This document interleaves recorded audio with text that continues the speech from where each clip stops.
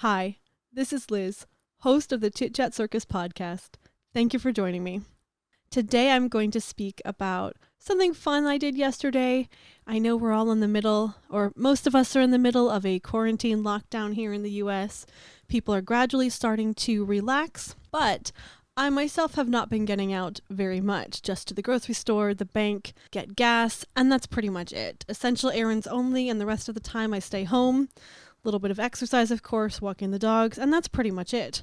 So I've not been able to get out and see a lot of my friends, nor have a lot of face-to-face interactions.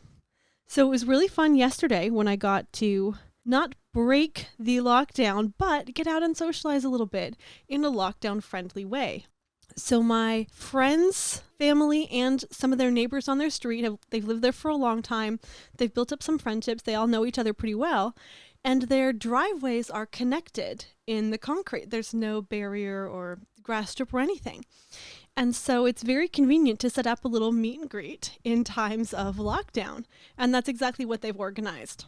Every Friday and occasionally on Saturdays, they will get together and each family's going to put up their own little easy app. They'll have their own lawn chairs and all the families are, sitting on opposite sides of the driveway, but they still get to chill and chat. They had a playlist with music and some loudspeakers. They had some food. It was really great. So it was nice to see people who were outside my family and it was nice to get together and just be with people because the weather's been pretty nice and warm here in Southern California. Everybody wants to kind of get out and have those fun summer evenings. That's one of the best parts of living in a place with nice weather is that we can go outside and have these kinds of events. And it's great that they put something together so they could have this little chit chat. My friend invited me, and I wasn't sure if it was the kind of thing that I'd normally want to do. She also invited me to the grand reopening and 6-year birthday party or 6-year anniversary of a bar that we used to go to. And it was always a really fun place. I've heard some really cool live singers there. They've got great drink specials and things like that. Tasty fish and chips. But I just didn't really feel comfortable going into a restaurant setting. I do still live with an immune-compromised person. And going out to a setting, especially where people are eating and not necessarily wearing masks, doesn't make me feel very comfortable. Which is kind of one of the sad things for me about the reopening. It's reopening for many people, but it's not going to be reopening for me. Until there's a vaccine, I'm just not going to be able to go out and do these kinds of socializing events, mixing with lots of different people in a setting without masks like I did before, because there isn't a vaccine and there's still a risk to the person I live with whose immune system wouldn't be able to handle this. So the only thing we can do is just limit our contact. So going to the bar for the reopening, unfortunately for me, it was out. Plus, it's kind of an expensive thing and my finances aren't great. Spending $20-$30 at a bar for the night isn't really something I'm able to do anymore. But going to a free neighborhood meet and greet where everybody's sitting on chairs like 6 feet apart, that's something that's in my wheelhouse. That's something I was absolutely down for. And it was lovely to see her and her family. I was kind of sitting a little bit away from them as well because I haven't been locking down or quarantining with them. I've been a little bit separate, but that was nice. So one of the things that I noticed right away is the sort of new etiquette for going to these kinds of events. So when I got there, I put my mask on before I left the car like I do for all of my errands and things. And I go to her house and I'm set up outside with my chair and my project and my purse and everything. And then I wasn't really going to go in her house or anything, but my friend wanted to show me some of her projects in her rooms. I'm like, okay, I'll go in there. I was still wearing my mask and I go inside and her mom had asked me, have you been quarantining?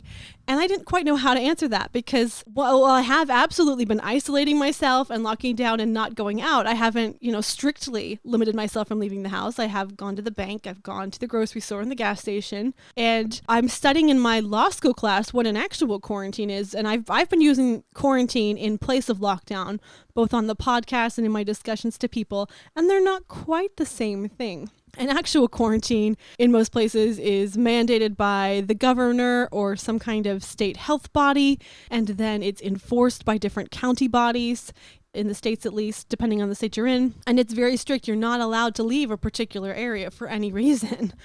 And that's certainly not the case of what we've been doing in California. While we have been keeping to the house and we have been isolating ourselves, it's not technically a quarantine. So when her mom asked me that, I wasn't sure how to answer. I'm like, does she mean, am I at home?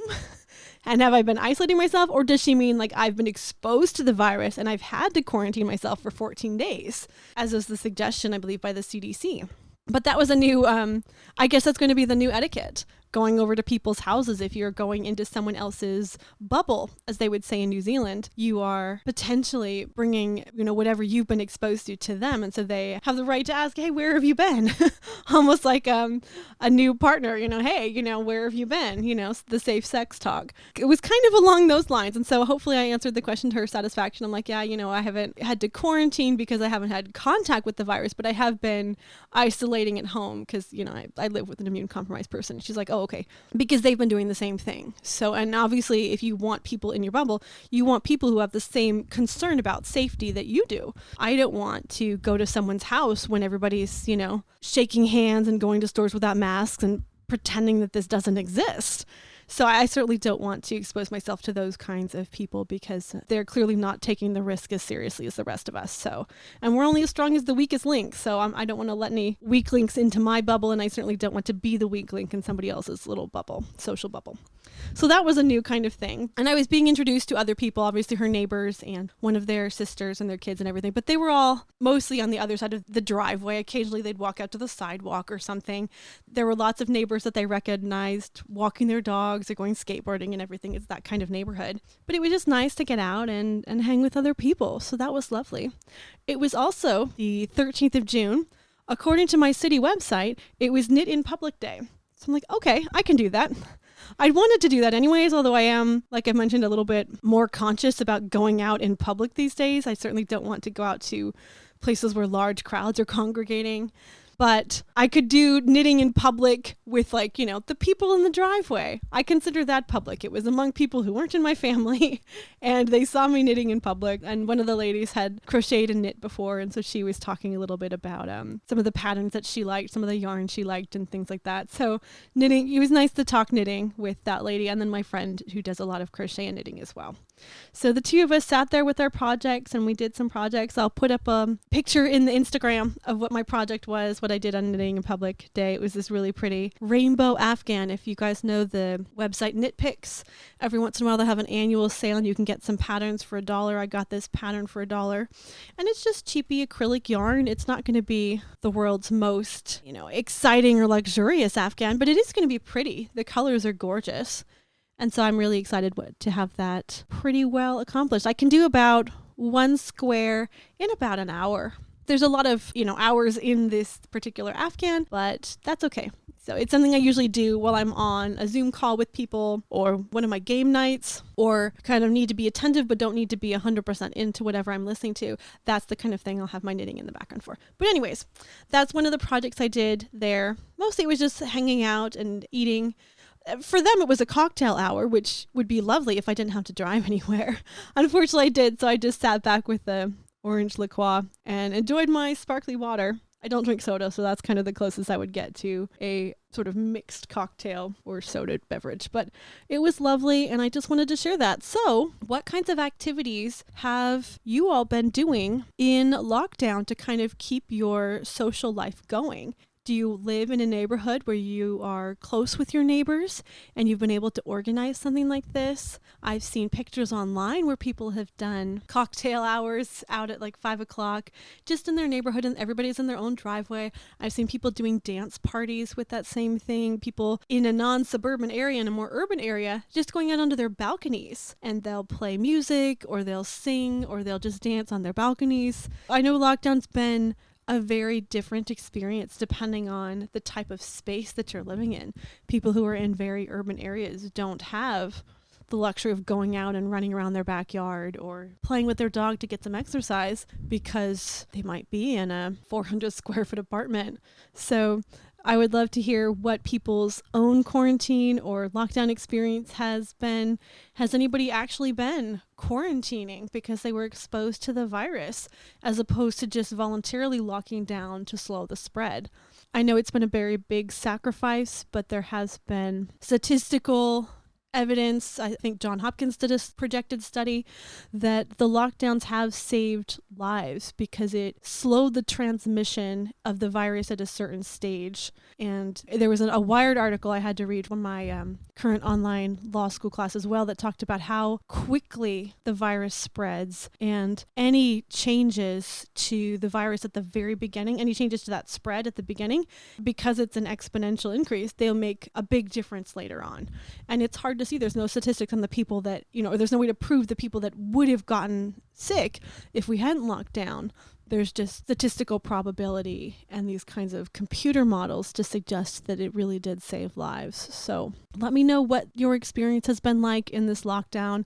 If you had to do an actual quarantine, I'm going to do an episode talking about my online class. It's a really wonderful thing put on by my school. The subject is pandemic law, which is particularly timely. That's why they did it. And I've already learned a whole lot just about the state statutes, quarantine structure, quarantines in history, how they've been applied, and all sorts of stuff. So I can't wait to hear what comes next in this class. It's already been really informative. But I'll keep you posted. Let me know how your lockdown is going. I hope everybody is safe and healthy and happy.